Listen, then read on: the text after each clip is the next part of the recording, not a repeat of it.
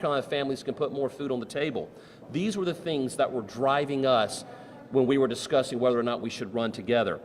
Every single issue that is discussed in this race for governor, every single issue being debated upstairs, whether it's education, energy, infrastructure, tax policy, judicial reform, government spending and efficiency, no matter what the issue, it all comes back to South Carolina families and what makes life more affordable for our families here in this state. When, for instance, the last thing that I mentioned, government efficiency, government accountability, government spending.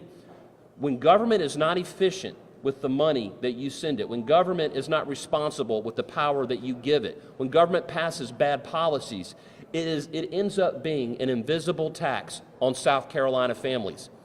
That will be no more when Alan Wilson and Mike Reichenbach get elected next year or take office next year. That is why today we are announcing for the Wilson Reichenbach administration that on day one we are going to implement independent preventative performance audits that will make South Carolina government more efficient and more proactive for South Carolina families. The Families First Audit Initiative will make recommendations to the General Assembly in the first year of the Wilson Reichenbach administration. These recommendations and these actions will include sunsetting archaic regulations that should have died years ago. This audit initiative is going to identify and eliminate wasteful spending. It's going to identify and eliminate abusive practices and policies that hurt South Carolina families and South Carolina businesses. It is going to identify and refer for criminal prosecution corruption at all levels of government, whether it's school district or state agencies. It is going to look for and identify that. That is what the Families First Audit Initiative is going to do. It is going to identify and recommend the use of state-of-the-art emerging technologies like cryptography, artificial intelligence, blockchain technologies. These are technologies that make it impossible for South Carolina families to be defrauded with state government monies and state government practices and policies. We will use the most advanced state-of-the-art technologies, and we will implement those at all levels of government to protect the taxpayer and to protect South Carolina families. This initiative puts families first, not bureaucracy. There's also, who am I going to put at the head of this Families First Audit Initiative? None other than my running mate, State Senator Mike Reichenbach. Mike Reichenbach is a man who has grown a business during the worst of times that South Carolina could possibly fathom, during the 2008 financial crisis. This is a guy who basically had to innovate, had to become more efficient, had to make cuts in his business to not only survive the 2008 financial crisis, but to thrive in the wake of the 2008 financial crisis. Now, what is the problem?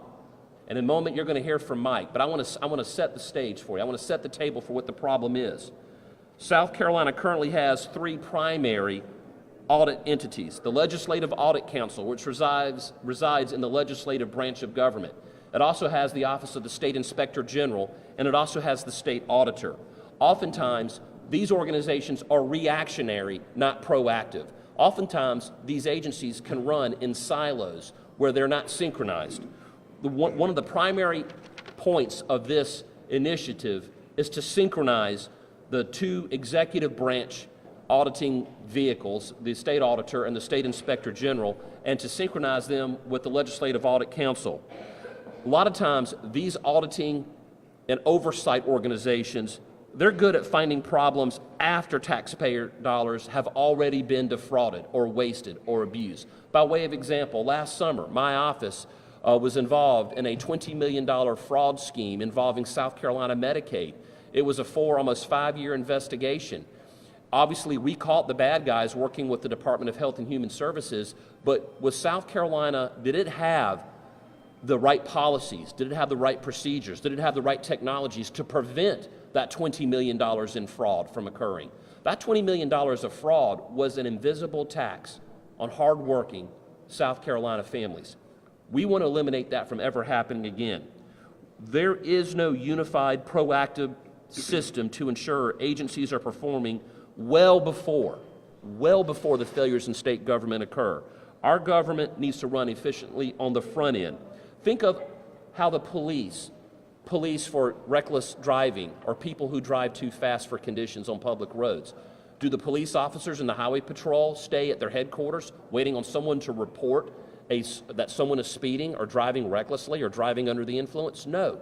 They're out there proactively driving on the roads of South Carolina looking for reckless drivers and people who are speeding.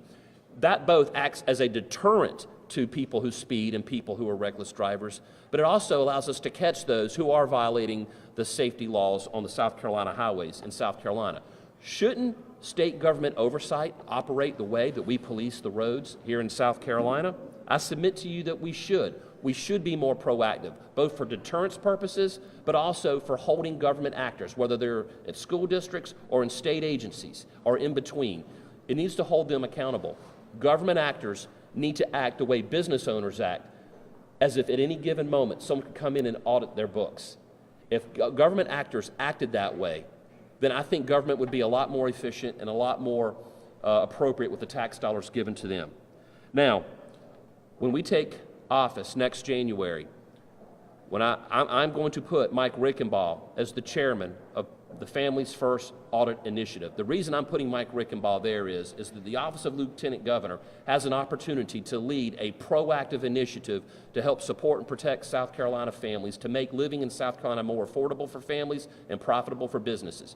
I'm going to put Mike in charge of that, to bring all of the stakeholders together in state government, as well as liaising and coordinating with the legislative branch of government, so that we can come up with forward-thinking ideas that would adhere to these 5 tenets of this initiative, which you're going to hear about in just a second. So with that being said, I would like to ask Mike to come step up and talk a little bit about his background and why and what he plans to do with this initiative. Mike? Thank you. It's a pleasure to be with you all this morning. A.G. Wilson touched upon the what. I'm going to briefly touch upon the who and the why. I'm going to start off with the who. I'm your state senator for District 31, but before that, my undergraduate degree is in accounting.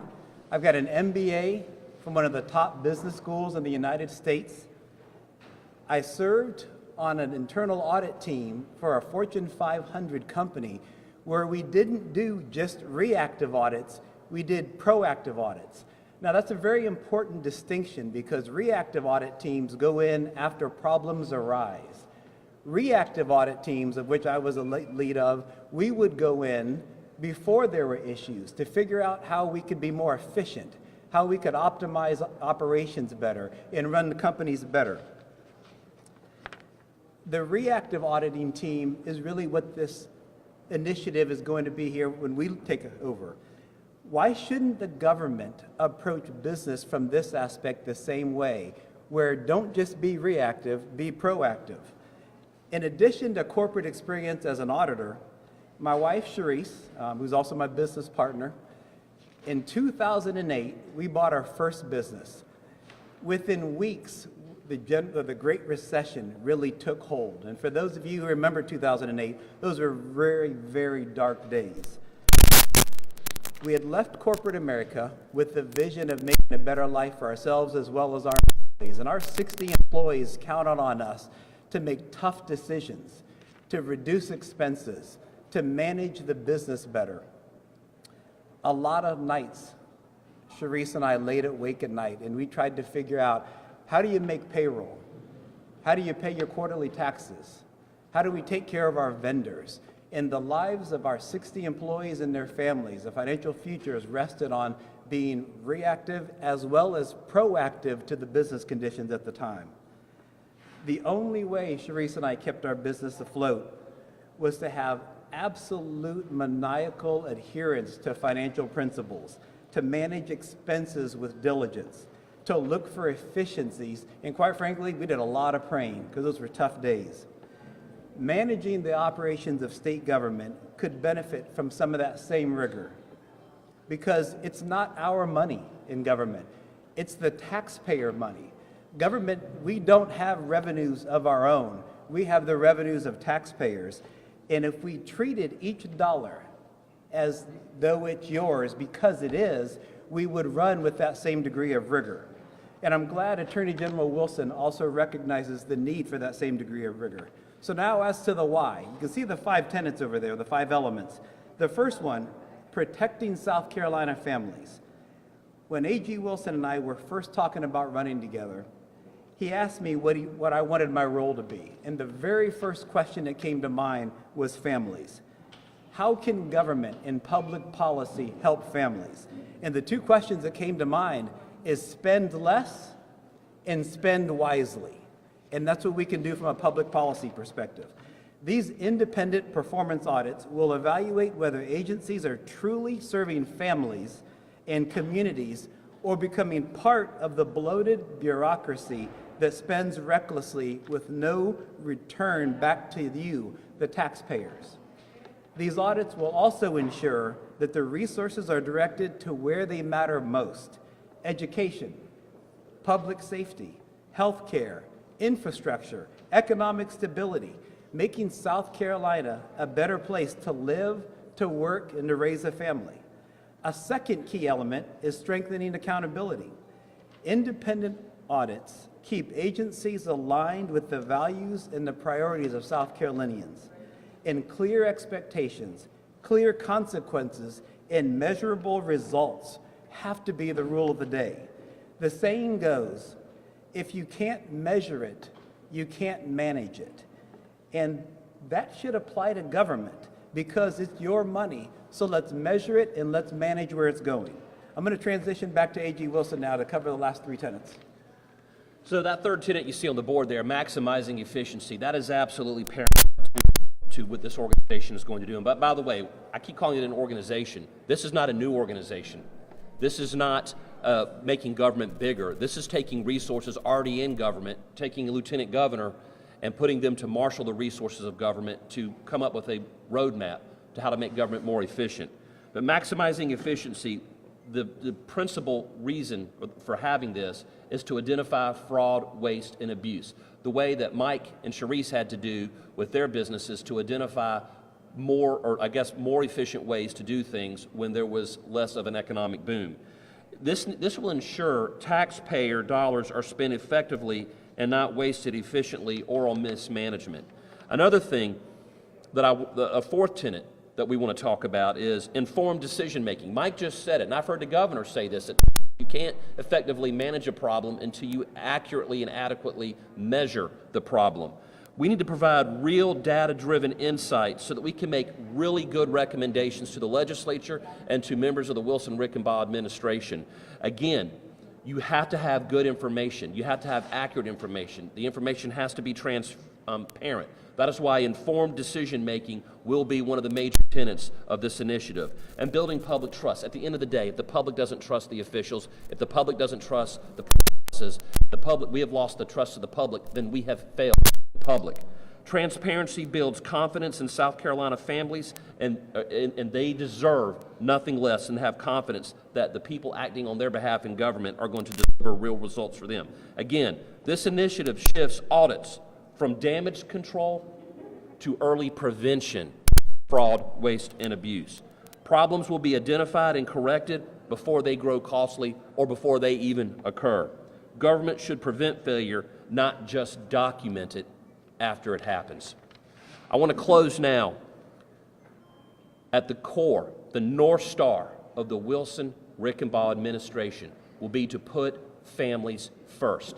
Every issue, whether it's infrastructure, energy, immigration, government spending inefficiency, judicial selection reform, whatever the issue is out there, at the end of the day is the position that we take making South Carolina's economy more affordable for families and more profitable for business, because if it doesn't, then we will not do it. Everything that this Families First audit initiative will be to audit state government, to identify the best policies and procedures, and to make and suggest generational and transformational reforms that will make South Carolina the North Star for the entire Southeast. It will make South Carolina the envy of the country. We are going to promote and advance the most advanced technologies known to man: cryptography, artificial intelligence, blockchain technology. We're going to implement these at every level of state government to make it impossible for South Carolina taxpayers to be defrauded and for practices and policies and spending to be wasteful or abusive. We will make South Carolina affordable for families and profitable for businesses, and that will start on day one of the Wilson Reichenbach administration. I am happy to take any questions that you may have. Nick. So I'd like a little bit more clarification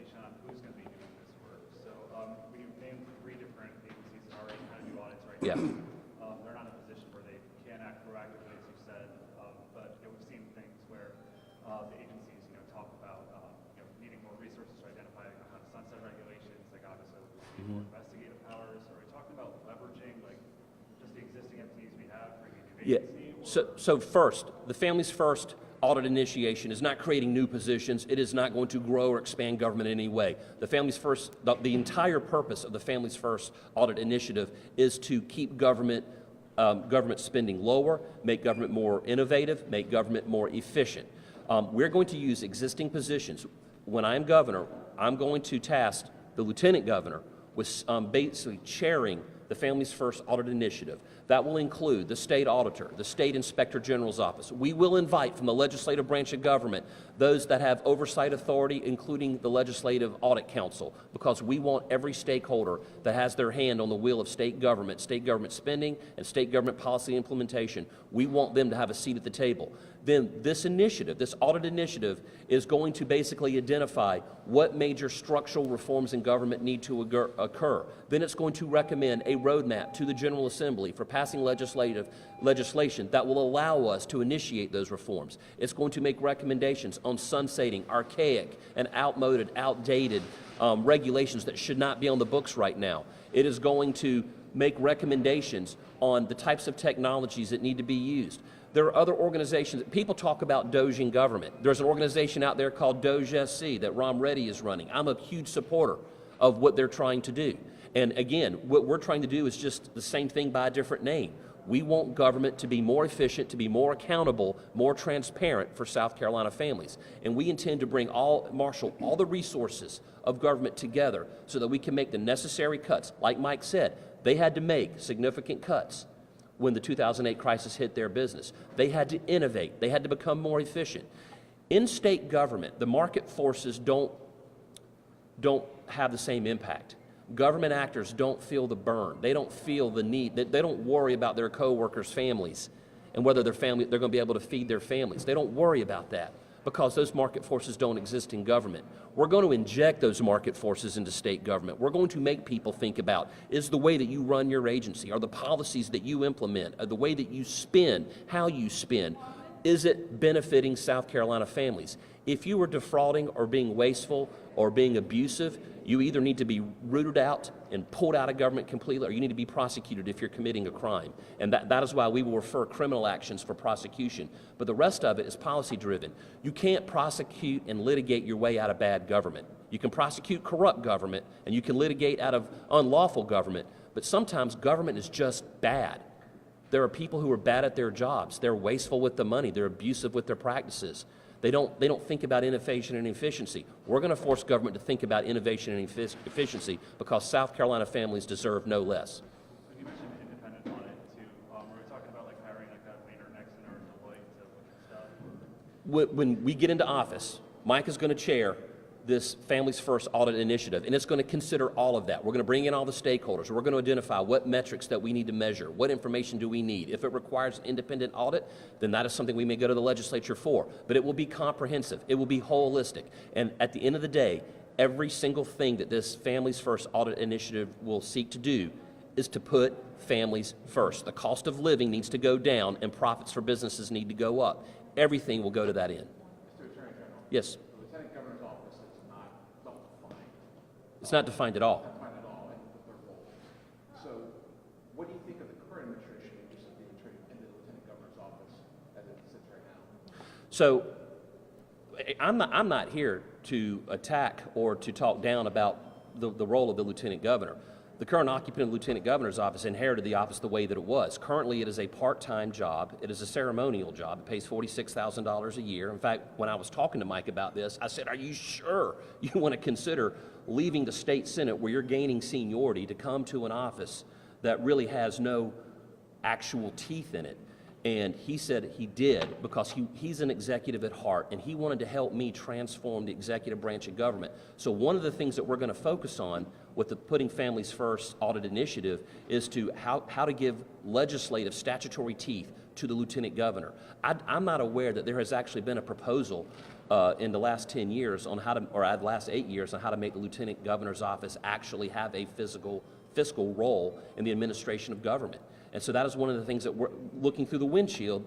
We're going to look at ways to make the role of the lieutenant governor more prominent. We're going to actually give the lieutenant governor actual statutory roles and responsibilities. And those are things that will come out of this initiative when we start on day one of the Wilson Reichenbach administration. Again, I'm looking through the windshield. I want to look through South Carolina's future. I'm not looking to South Carolina's past. That's why I picked Mike Reichenbach. I want to make sure that I have the kind of person who knows how to be efficient, who knows how to be innovative. I want a person with me who can help me get South Carolina from good to great. I picked Mike Reichenbach for that role. I've seen what he's done as a business leader. I've seen what he's done as a leader in the state Senate, and I know what he's going to do as a leader for all of South Carolina, and that's why he's in this role today. General Wilson, when you talk about statutory changes, can you talk about what this would entail in order to get some more authority there for the LG's office, but also what it can entail for some of these offices too? They're going to a more proactive approach. What that would mean for the state and federal general offices. How does that work? Going from this concept to having to get it passed?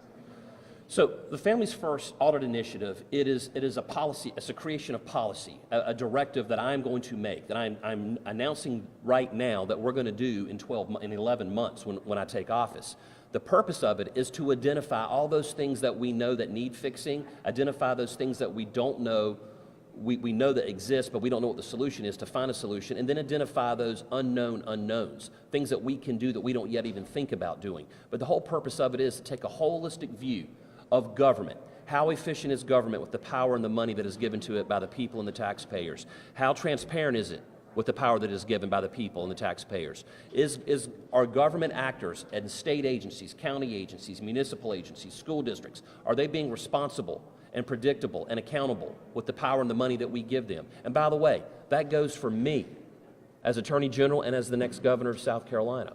I mean, all of us should fall under this umbrella. Families in South Carolina deserve to have a transparent government that is accountable and accessible to them, and that is the whole purpose of this initiative, to bring all the current agencies together, to bring all the stakeholders together, all the leadership of not just the executive branch of government, but the legislative branch of government, to come up with a roadmap to make South Carolina more transparent, more efficient, more accountable, more innovative. That is the whole purpose of this. Someone else had a question over here?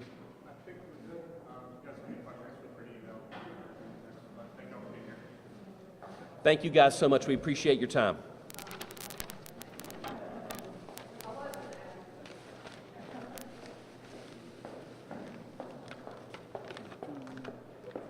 Can I grab you really quick? I tried to talk.